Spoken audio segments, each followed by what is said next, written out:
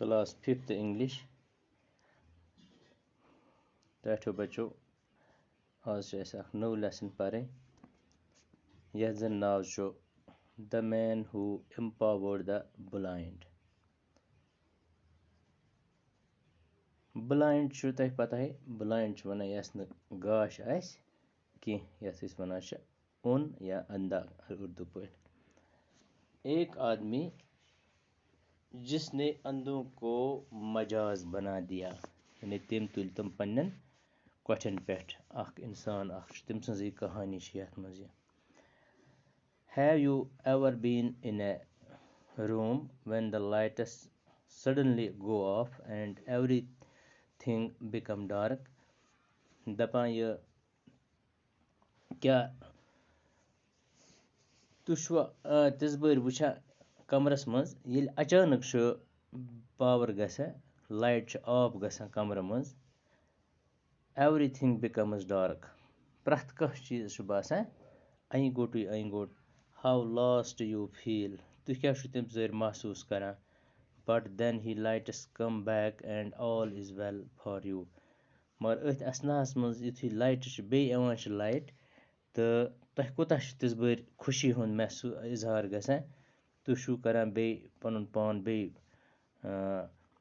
Consider कि वो गो बे ठीक। Imagine someone for whom the lights never come back and her world is dark all the time। दपान तुह करियो वो ये ख्याल ज कंस इंसानस अगर न ये लाइट आस के तम सुन दुनिया बासान सोरे अं गोट।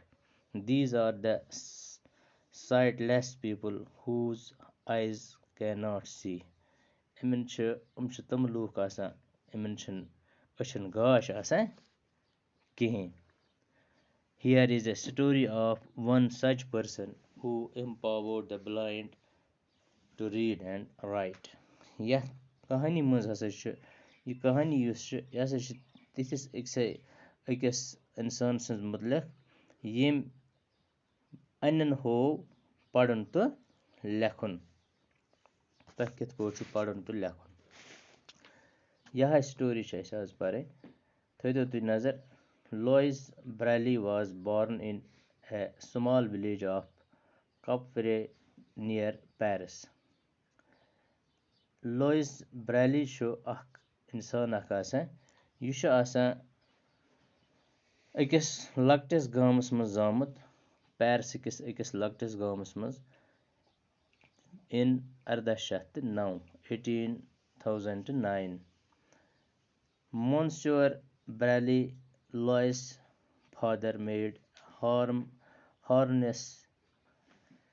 harnesses and saddles with an awl।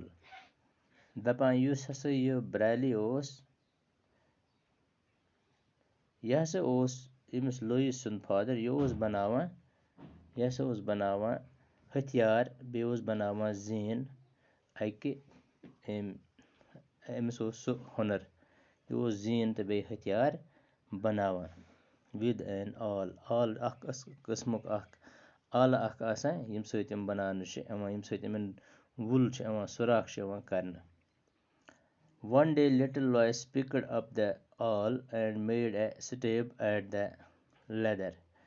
दपा अक दह से तुल यह तुह मन तो अक किस्मुक यह बर्मा हिू अम तुल यह अथस मज तो यह लोग पाने अक दह मालिस नश नजर थमस यह लोग अथ लेदरस वुल करने।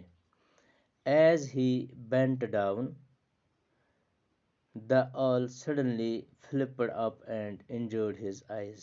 दपान युथु हसा यह अथस मज तुल यह निम्या बोन कुन तो यह गो अमिस अथ मज नीरथ तो अम सत हसा वोत अमिस अचन नुकसान अमिस गई अच जख्मी leaving him blinded यम सत हसा यह totally पत उन गो। Now the 3-year-old Lois was in total darkness। दपान वह से बनाव 3 वहरन हुंद यह बच्चे टोटली अम सुन दुनिया बनाव अं गोट never to see again। अम होक न दोबार वुचित पत कह चीज। Those days, the blind in the backward parts of Europe and Asia were often trained to be beggars. دپان تِمن دۄہن ٲسۍ کران کٲم یُس نفر یا یُس بچہِ اوٚن گٔیاو أمِس ٲسۍ پتہٕ سوزان باقی جاین ٲسۍ أمِس سوزان پتہٕ بیٚچھنہِ أمِس ٲسۍ بٮ۪گر بناوان بیکاری ٲسۍ أمِس بناوان poor Monsieur Braley could never forgive himself for the accident to his son and everybody tried to make life easier for him. دپان أمۍ سُنٛد مول ہسا دپان چھُ یہِ گژھِ نہٕ مےٚ زانٛہہ معاف کہِ میون نیٚچو بنیٛاو اوٚن میانہِ سۭتۍ یُس مےٚ کار اوس اَمہِ کارٕ سۭتۍ بنیٛاو میون نیٚچو اوٚن تہٕ یہِ ہسا گژھِ نہٕ وۄنۍ اوس یہِ یژھان کہِ أمۍ سٕنٛدِ خٲطرٕ گٔژھ زندگی آسان گژھٕنۍ. The boy had a cane and soon learned to tap his way around the village. أمِس ہسا ٲس اکھ لور اکھ ہُہ یتھ پٮ۪ٹھ یہِ وۄتھان اوس تہٕ اور یہِ اوس نیران اَتھ پنٛنِس گامَس کُن. There comes little Lois, the villagers said. دپان یِم گامہٕ وٲلۍ ہسا درٛاے یِم چھِ دپان او لۄکُٹ لایِس چھُ پکان. When they heard the tapping of his cane, ییٚلہِ سُہ ٹِک ٹِک چھُ لورِ ہُنٛد بوزان, they scratched out grooves and the road so that Lois would count out the exact number of cane taps it took him to reach the road. دپان یِم ہسا درٛاے یِم لٔگۍ اَتھ روڈس تِم سکریچ دِنۍ یِمے روٗل لٔگۍ اَتھ دِنۍ تِکیازِ أتی ہسا یہِ ہسا وٕچھو یہِ ہیٚکیٛاہ یِمہٕ گٔنٛزرٲیِتھ اَسہِ کۭتیاہ دِتۍ یِم. reach the tap so many taps. یہِ لوگ کرنہِ وۄنۍ لورِ سۭتۍ یَتَتھ یِتھَے پٲٹھۍ لوگ یہِ پَکنہِ to the big trees, so many more to the pond, then more to the hills. واریاہ کوٗشِش پیٚیہِ أمِس کَرٕنۍ. This tapping stayed with him throughout his life and was to mean much to the world later on.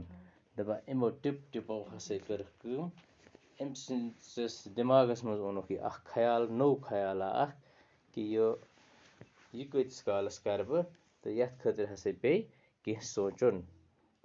تہٕ آز پرو اوٚتُے تانۍ تہٕ اِنشاء اللہ صُبحس پرو أسۍ اَمہِ اوکُن.